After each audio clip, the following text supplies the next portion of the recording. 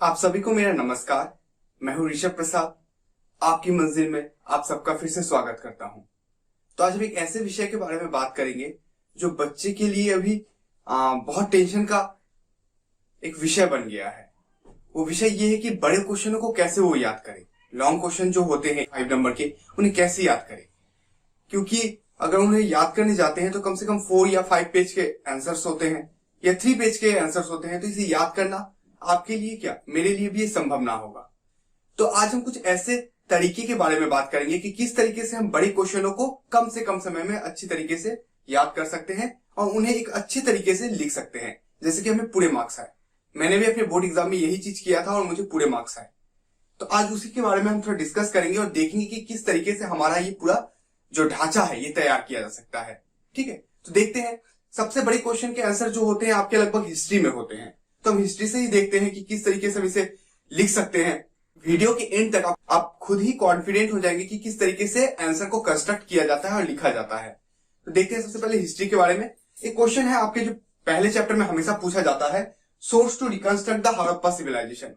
क्या क्या सोर्स है जिसके थ्रू आप हड़प्पन सिविलाइजेशन को रिकंस्ट्रक्ट कर सकते हैं। या इस तरीके के पूछ सकता है कि क्या क्या सोर्स है जिसके थ्रू हम किसी भी सिविलाइजेशन को या हिस्ट्री को हम रिकंस्ट्रक्ट कर सकते हैं, या मतलब उसका कि उसके बारे में हम लिख सकते हैं। तो आज वही चीज देखेंगे कि किस तरीके से हम लिख सकते हैं। इसका आंसर आप मान लीजिए तो 2 या 3 पेज का मिनिमम होगा। तो इतने 2-3 पेज को अभी याद कर पाना बोर्ड से पहले, मतलब इतना समय भी नहीं है हमारे पास कि उसको लेके हम बैठ जाए और याद करते रहें। तो उस तरीके से हम कुछ पॉइंट के थ्रू इसे याद करेंगे जो मैक्सिमम 5 मिनट्स लगेगा और आपका 8 मार्क्स या 5 मार्क्स का आंसर याद हो जाएगा। तो सबसे पहले किस तरीके से हम रिकंस्ट्रक्ट कर सकते हैं इस चीज पे आते हैं। तो वो है remains of the town. Towns के जो रिमेन्स मिले हैं, एक्सकेवेशन यानी खुदाई के दौरान जो हमारे साइट्स के जो हमारे या जो टाउन्स के हमें पूरा नक्शा मिला है या पूरा वहां पे कैसे बिल्डिंग थे, कैसे रोड थे, उसके बारे में हमें पता चल रहा है। तो उससे हम किसी भी सिविलाइजेशन के बारे में या हिस्ट्री के बारे में लिख सकते हैं। ठीक है, जैसे मोहनजोदड़ो को ले लीजिए, हड़प्पा को ले लीजिए, 2 बहुत इंपॉर्टेंट टाउन प्लानिंग साइट थे जिससे हमको ये पता लगता है कि वहां के लोगों के ड्रेनेज पैटर्न कैसे थे, रोड पैटर्न कैसे थे, सिटी मैप कैसे थे। ठीक है, तो इन सारी चीजों से, या हाउस कंस्ट्रक्शन के किस तरीके का वो यूज करते थे, क्या यूज करते थे, इस तरीके से हम अच्छे तरीके से हिस्ट्री को या हड़प्पन सिविलाइजेशन को लिख सकते हैं। एकदम इजी। ये छोटा सा एक पॉइंट है, जैसे इसको याद कर लीजिए और कुछ करने की जरूरत नहीं है। रिमेन्स ऑफ द टाउन, और 2 टाउन का नाम आपको अच्छे से पता है। हड़प्पा तो क्वेश्चन में मिल जाएगा और मोहनजोदड़ो लिख दीजिए, कोई दिक्कत नहीं है।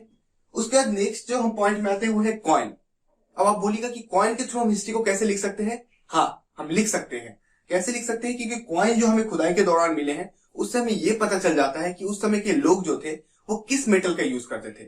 क्योंकि जो मेटल सबसे प्रचुर मात्रा में किसी भी सिविलाइजेशन में होगा वही चीज का कॉइन वो यूज करेंगे, क्योंकि अदर मटेरियल जो कम है उसका तो यूज नहीं कर सकते, क्योंकि इतना बना ही नहीं सकते। तो इस वजह से हमें उस जगह का मेटल के बारे में पता चलता है कि कौन सा मेटल वो डिस्कवर कर चुके थे और कौन सा मेटल वो यूज करते थे। समझ गए आप। साथ ही साथ हमें कॉइन से ये भी पता चलता है कि वो ट्रेड के लिए किस चीज का यूज करते थे। वो बिजनेस के लिए कॉइन का ही, वो वाटर सिस्टम जो था पहले, कम्युनिटी एक्सचेंज बोलते थे कि आप मुझे चावल दीजिएगा मैं आपको दाल दूंगा, ये चीज नहीं था। वहां पे कॉइन के थ्रू क्या होता था, एक्सचेंज होता था। कॉइन के साथ एक चीज को कनेक्ट कर लेते हैं, देखिए बहुत ही अच्छा है, वो है ट्रेड। अब कॉइन के साथ ट्रेड को कैसे कनेक्ट करेंगे, क्योंकि जो हड़प्पन सिविलाइजेशन है और साथ ही साथ जो मेसोपोटामियन सिविलाइजेशन था, ये दोनों के एक्सकेवेशन के बाद ऐसा पता चला है कि यहाँ के जो हड़प्पन सिविलाइजेशन के कॉइन थे वो आपको मेसोपोटामिया में देखने को मिले और जो मेसोपोटामिया के कॉइन थे वो आपको हड़प्पन में देखने के मिले। इसका मतलब ये है कि ये 2 जो सिविलाइजेशन था, जो बहुत एंशिएंट सिविलाइजेशन था, वो आपस में क्या करते थे, ट्रेड करते थे एक दूसरे से। ये एक अच्छा सोर्स है जिसके थ्रू हम हड़प्पन सिविलाइजेशन के बारे में लिख सकते हैं। आप समझ रहे हैं ना। हर एक पॉइंट के बारे में आप 5 लाइन या 6 लाइन करके लिखिए, खुद ये 2 या 3 या 4 पेज का हो जाएगा, कोई दिक्कत नहीं है, आराम से। ठीक है, तो ट्रेड के बारे में आपको पता चल गया। मेसोपोटामियन के साथ हमारे ट्रेड थे और ट्रेड के लिए वो क्या यूज करते थे, कॉइन। अब चलिए इसको कहानी के थ्रू और अच्छे समझते हैं कि जब ट्रेड होगा तो ट्रेड के सामानों को क्या हाथ पे लेके जाएंगे इतने दूर, जी नहीं। तो उसके लिए उन्हें कोई चीज से मटेरियल को वहां सेंड करना पड़ेगा। तो क्या हो सकते हैं, तब के समय क्या बस था, गाड़ी था, ट्रक था, जी नहीं। तो उस समय क्या करते थे, वो क्या यूज करते थे, डॉकयार्ड। अब डॉकयार्ड का मतलब क्या होता है, बंदरगाह, जहां पे शिप को रुकाया जाता है, वहां से शिप को बाहर भेजा जाता है, जहां अनलोडिंग और लोडिंग दोनों ही होता है। तो डॉकयार्ड जो थे बहुत सारे हमें मिले हैं, उनसे हमें ये पता चलता है कि वो उस समय के लोग क्या करते थे, ट्रांसपोर्टेशन के लिए शिप का बहुत ज्यादा यूज करते थे। अदर सिविलाइजेशन में चीजों को भेजने के लिए भी शिप का ही प्रयोग किया करते थे। तो डॉकयार्ड कौन सा फेमस है? लोथल का। कौन सा? जो गुजरात में एक शहर है लोथल, वहां से वो क्या करते थे, बहुत ज्यादा ट्रांसपोर्टेशन के लिए उसको यूज करते थे। और उससे सबसे अच्छा उसका लोकेशन था जो उसको अराबियन सी से कनेक्ट करता था। देन वो वेस्टर्न तरफ से इंडिया को अच्छी तरीके से कनेक्ट किया जा सकता था थ्रू सी रूट। समझ गया? कोई दिक्कत जी नहीं। तो आगे हम देखते हैं, कहानी के थ्रू आप समझ रहे हैं ना।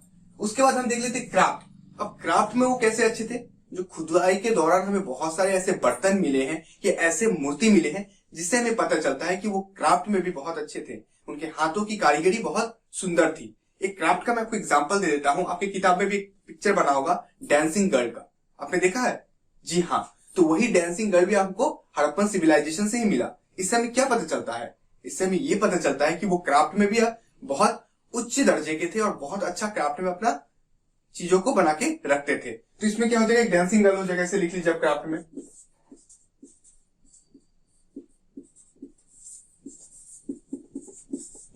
डांसिंग गर्ल आप लिख के रखिए। इसमें आप एग्जांपल भी लिख सकते हैं। उसका यह थी ग्रेट बाथ। ग्रेट बाथ का मतलब उन लोग एक बड़ा सा स्विमिंग पूल का भी यूज किया करते थे। सोचिए, आज से इतना साल पुराना ये सिविलाइजेशन है, उसके बावजूद भी आज वो क्या करते थे, स्विमिंग पूल का यूज करते थे। लेकिन आज कौन यूज कर रहे हैं इसका? आज इसका यूज वही कर रहे हैं जो इलाइट क्लास है, जो पैसे वाले लोग हैं, यही उसका उपभोग करते हैं। लेकिन उस समय सोचिए तो कितना बड़ा सिविलाइजेशन था और कितना मॉडर्न था, जैसे कि वहां के लोग ग्रेट बाथ का यूज किया करते थे, जो हमें एक्सकेवेशन के दौरान मिले हैं, खुदाई के दौरान हमें ये मिला है। तो ग्रेट बाथ के थ्रू भी हम क्या कर सकते हैं, हड़प्पन सिविलाइजेशन के बारे में लिख सकते हैं, वहां के लोगों के बारे में लिख सकते हैं। जी हाँ। आगे हम देख लेते हैं ड्रेनेज। अब ड्रेनेज से कैसे कनेक्ट कर सकते हैं? वहां के जो ड्रेनेज थे, हर एक ड्रेनेज जो था क्या था, वो कनेक्ट था एक दूसरे के साथ। हर ड्रेनेज क्या था, कनेक्ट था। इससे क्या होता था कि जो मेन चैनल था वो आसपास के हर पानी को लेता था और उसे बाहर, शहर के बाहर डिस्चार्ज कर देता था। तो जितना भी शहर का गंदा पानी था वो शहर में डिस्चार्ज नहीं हो रहा था, बल्कि शहर से बाहर डिस्चार्ज हो रहा था। तो ये एक दिखाता है कि कितना हाई प्लान्ड सिटी था ये। ऐसा नहीं कि ऐसे कोई भी बन गया छोड़ दिए हो गया, जी नहीं, वो एक हाईली प्लान्ड सिटी था। समझ पा रहे हैं ना आप? जी हाँ। तो इस थ्रू से हर देखिए, इसमें कितना टाइम लगेगा मैक्सिमम? आपको 5 मिनट लगेगा। इन 5 मिनट में आप देखिए 8 मार्क्स का क्वेश्चन याद कर रहे हैं। तो आपको सिर्फ जो मेन पॉइंट है उसे याद करना है। कंस्ट्रक्शन आप खुद कर सकते हैं क्योंकि आपने 1 साल से इसे पढ़ा है। अगर आपको प्रॉब्लम होता है तो बताइए, मेरे वीडियो के डिस्क्रिप्शन लिस्ट में जाइए, बहुत सारे वहां पे आपको शॉर्ट्स में लेसन्स मिलेंगे, उन्हें आप पढ़िए अच्छे से, आपका कंसेप्ट और बेहतर क्लियर हो जाएगा और ये सब चीजों को लिखने में आपको बहुत आसानी होगी। ठीक है, तो आगे देख लेते हैं क्या है। ड्रेनेज हमने देख लिया। उसके बाद देख लेते हैं सिटाडेल। सिटाडेल का मतलब क्या होता है? सिटाडेल का मतलब होता है दुर्गबंद या किलेबंद बोलते हैं, कि हाई फोर्टिफिकेशन होता था, पूरे इलाका को घेर के रखा जाता था। बाहर से कोई आके ऐसा ना कर दे कि उन पर हमला कर दे, बाहर के कोई भी सिविलाइजेशन के लोग। इस वजह से वो जो थे सिटाडेल बना के रखते थे। तो ये चीज दर्शाता है कि वहां के राजा जो थे या वहां के जो मंत्री परिषद थे, सब मिलके का जो उनका प्लान था वो बहुत ही उच्च कोटि का था, हाई डेवलप था। तो ये जो 6-7 पॉइंट हो गए, इसके थ्रू आप लिख सकते हैं। समझ पा रहे हैं ना? जी हाँ, हमने एक हिस्ट्री का देख लिया। अब हम एक ज्योग्राफी का देख लेते हैं कि इसमें हम कैसे शॉर्ट करके लिख सकते हैं। एक एग्जांपल मैंने हिस्ट्री का दे दिया क्योंकि हिस्ट्री का सबसे बड़ा होता है। अब एग्जांपल हम ज्योग्राफी के थ्रू देखते हैं। ज्योग्राफी में आपका एक क्वेश्चन है बहुत important, describe the problem of slum. ये क्वेश्चन आपका बहुत इंपॉर्टेंट है कि स्लम की क्या क्या प्रॉब्लम है। और आप एक पैराग्राफ लिखने जाइएगा तो पैराग्राफ में ये दिक्कत होता है कि सर को कुछ कुछ इंपॉर्टेंट पॉइंट दिखता नहीं है या एक एक लाइन करके पढ़ना पॉसिबल नहीं हो पाता है। तो उस समय जो होते हैं आपके मार्क्स क्या होते हैं, थोड़े कम जाते हैं। आपने लिखा सब चीज है लेकिन कहानी इतना बड़ा लिख के आ गए हैं 2-3 पेज का, तो कहानी वो पढ़ने नहीं जाते हैं। तो उन चीजों में आपको क्या करना पड़ेगा, पॉइंट वाइज लिखिए, सबसे बेस्ट है। 5 नंबर का है तो 5 या 6 पॉइंट लिखिए, 8 नंबर का है तो 6 या 7 नंबर या 8 पॉइंट लिखिए, कोई दिक्कत नहीं है, आपको फुल मार्क्स आएंगे। ठीक है, लेकिन पॉइंट जो होना चाहिए आपका एकदम बोल्ड होना चाहिए, जो मैंने अपने एग्जाम पे लिखा था और मुझे पूरे मार्क्स आए थे। तो सबसे पहला जो आपका है डिलापिलेटेड हाउसेस। डिलापिलेटेड हाउसेस का मतलब होता है कि ऐसे घर जो बिल्कुल टूटने की कगार पे है। मतलब मान लीजिए कि ऐसा कंस्ट्रक्शन जो अभी के अभी उसे रिपेयरिंग की जरूरत है, अगर आप उसको अभी रिपेयर नहीं करते तो वो ढह जाएगा। तो इसी का मतलब होता है डिलैपिलेटेड हाउस। तो स्लम में जो ये सबसे बड़े प्रॉब्लम है, जितने भी घर आपको देखने को मिलेंगे लगभग सब डिलैपिलेटेड कंडीशन में होंगे, कि एकदम टूटने के कागार में। ठीक है, तो उन्हें ये उनका एक प्रॉब्लम हो गया कि कभी भी अगर अर्थक्वेक या कुछ आता है तो वो घर कोलैप्स कर जाएंगे, लोगों का बहुत ज्यादा डेथ होता है। तो ये बहुत बड़ा एक प्रॉब्लम है स्लम का। नेक्स्ट पॉइंट पे आते हैं, lack of light, drinking water. दूसरा जो पॉइंट हमारा है ये क्या है, लैक ऑफ लाइट। वहां पे करंट की बहुत असुविधाएं होती है। वहां पे लोगों को ज्यादातर समय में क्या होता है, करंट नहीं मिल पाता और साफ पीने का पानी तक भी नहीं मिल पाता है, क्योंकि इतना पॉपुलेशन होते हैं, वहां ट्यूबवेल नहीं होता है, ये सब चीज नहीं होता है, सरकारी कोई एम्यूनिटीज वहां तक पहुंच नहीं पाती है। तो इस वजह से वहां के लोगों का जो कंडीशन होता है वो बहुत हार्श होता है, बहुत बुरा होता है, वर्स होता है। ठीक है, नेक्स्ट पॉइंट में आ जाते हैं। हर एक पॉइंट को आप एक्सप्लेन करिए। डिलैपिडेटेड का मतलब मैंने आपको समझा दिया, लैक ऑफ लाइट का मतलब समझा दिया, ड्रिंकिंग वाटर का मतलब समझा दिया, लैक ऑफ टॉयलेट फैसिलिटीज। इतना बड़ा एक, जैसा आप देख लीजिए धारावी स्लम को ही देख लीजिए, इतना बड़ा एक स्लम है, उस स्लम में लगभग गिने चुने कुछ ही टॉयलेट होंगे और एक एक टॉयलेट पे लगभग 50-100 आदमी 200 आदमी जाते हैं जो कि लाइन पे खड़े रहते हैं। तो सोचिए कि कितना कंडीशन ये खराब होगा, और ये ऐसा चीज है जिसे रोका भी नहीं जा सकता है। तो ये सारे प्रॉब्लम उन्हें फेस करने पड़ते हैं स्लम के लोगों को। ठीक है, नेक्स्ट हम जाते हैं पुअर वेंटिलेशन।